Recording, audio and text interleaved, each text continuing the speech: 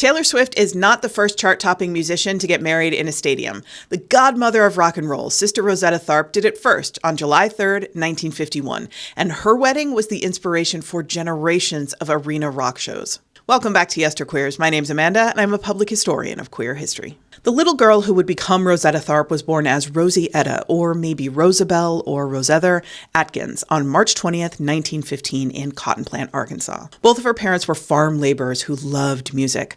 Her mother, Katie Bell, played piano, while her father, Willis Atkins, played guitar, mandolin, and harmonica. And both of them were said to have had the kind of clear, powerful singing voice that you could hear across a field. Katie and Willis were also members of the nascent Church of God in Christ, which is now one of the largest Pentecostal denominations in the United States. Contrary to the teachings of mainline Protestant traditions, which mostly forbade secular music in worship, Pentecostals believe in an exuberant, full-body expression of faith.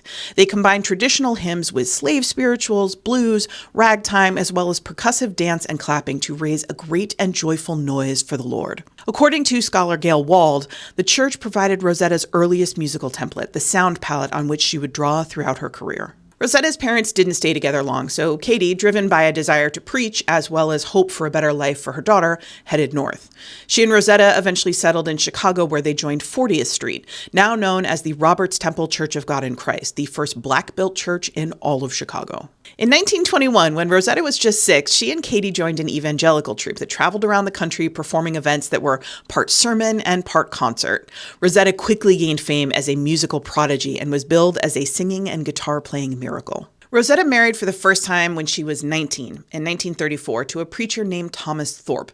Their marriage didn't last terribly long. His goals as a preacher were fundamentally incompatible with her goals as a performer. And after they split, she changed his last name a bit to make it her own and became Sister Rosetta Tharpe. She and her mother moved to New York City in 1938, and Rosetta signed with Decca Records. She recorded 4 songs for them, all of which became massive hits, making Rosetta the first commercially successful gospel recording artist in the country and catapulting her to an entirely new level of fame. On December 23rd of that same year, she performed as part of John Hammond's Spirituals to Swing concert at Carnegie Hall, performing gospel standards alongside blues and jazz musicians to a secular audience that was in awe of her talent. When we say that Rosetta Tharpe is the godmother of rock and roll, it is this specific performance that laid the groundwork for what would become an entirely new genre of music. It sounds odd in 2026 to say that Tharpe's mixing of gospel and secular music was shocking, but it was. Not only was she performing spiritual music that had deep meaning to her community in secular clubs, she was doing it while playing the guitar. What had set her apart as a miracle in childhood was seen as unladylike now that she was grown. When she won guitar battles at the Apollo Theater, the highest compliment anyone could think to give her was that she played like a man. In 1944, she teamed with blues pianist Sammy Price to record Strange Things Happening Every Day, the first crossover hit in U.S. musical history,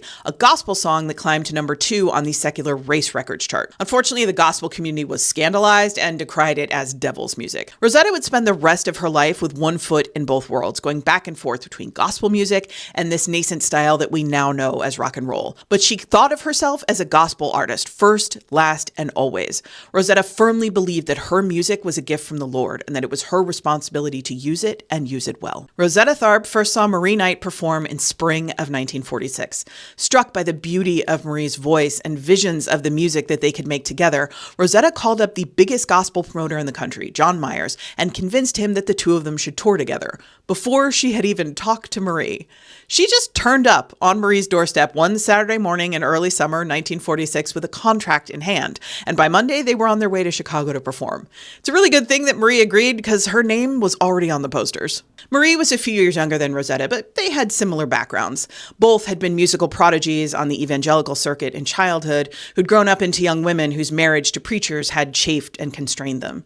Rosetta's fiery soprano and Marie's rich contralto were as well matched as their differing stage personas, and fans loved them. They performed together until 1951, touring and recording almost constantly, and living together in the house that Rosetta bought in Richmond, Virginia in 1948. Rumors started almost immediately that Rosetta and Marie were more than just good friends and professional collaborators. But their livelihood depended on them being taken seriously as religious performers, and while some transgressions like drinking or extramarital affairs could be glossed over if the perpetrators were appropriately discreet, queerness was on a whole other level, especially for women. Rosetta refused to acknowledge the rumors at all, and Marie brushed them off as ridiculous until her death. But there is significant evidence, including on-the-record commentary from friends and fellow gospel musicians, that Rosetta and Marie were in an intimate romantic relationship. There's also significant evidence that Rosetta had lovers of all genders throughout her life. Gospel scholar Tony Halebit, who knew Rosetta personally, said Rosetta belonged to the Whosoever Will church, as in whosoever will, let him or her come. By 1950, Rosetta was in need of some good publicity. Mahalia Jackson was eclipsing her as the country's favorite gospel singer, and Jackson was not a crossover artist. She very famously refused to perform at the Apollo because she wouldn't share the stage with secular artists. The two women were actually quite good friends, but the press painted them as rivals, and Rosetta usually ended up looking like the villain because she straddled both worlds. She needed something to shake up her image in a good way. Enter Irvin Feld, who, with his brother Izzy, had the gospel music promotion market cornered from Baltimore, Maryland to Norfolk, Virginia. Irvin is widely recognized as the person who combined elements of outdoor religious spectaculars with secular music to create the arena rock show, and Rosetta was his first test case. She needed something big, and they wanted to hold a huge gospel music event at Griffith Stadium, a baseball stadium in the heart of DC's most vibrant black neighborhood. But she wasn't a preacher or an evangelist, so it couldn't be a revival. Irvin got to thinking and settled on the next best theatrical, social event of which she could be the center. A wedding. Rosetta signed a contract stating that in 7 months she would have a groom for the celebrity wedding of the year. It was just the kind of challenge she liked. On the evening of July 3rd, 1951, 20,000 people packed into Griffith Stadium to watch Rosetta Tharpe marry Russell Morrison, a rakish dreamer who didn't seem to care much about music or church, but he did like the glamorous life and he looked great on her arm. Most of Rosetta's friends, Marie chief among them, thought that he was marrying her for her money, and maybe he was, but this is the marriage that stuck. They stayed together until Rosetta's death. The event was billed as the most elaborate wedding ever staged, followed by the world's greatest spiritual concert, and it did not disappoint. All of the musical artists booked for the concert were also members of the wedding party, and the officiant had impeccable comedic timing. Rosetta entered from the third base dugout wearing a dress with a 5-foot train that cost more than a new car, and was accessorized by a sequin-trimmed veil, a crystal and pearl tiara, and an enormous bouquet of white orchids and ostrich feathers. After the vows, Rosetta and her wedding party put on a spectacular concert that culminated in a massive fireworks show that told Russell and Rosetta's slightly fictional love story. The whole thing didn't wrap up until close to midnight. They capped it off with a week-long honeymoon concert tour through the South, during which Rosetta, Marie, and another performer known as the prophetess Dolly Lewis were apparently caught in flagrante when an assistant opened a door that they shouldn't have. Russell, meanwhile, was violating Rosetta's contract by selling his own concessions at the venues. Sister Rosetta Tharpe continued to define music for the next 20 years, recording and performing all over the world until she was incapacitated by a stroke in 1970. She died of complications from a second stroke in 1973 at the age of 58.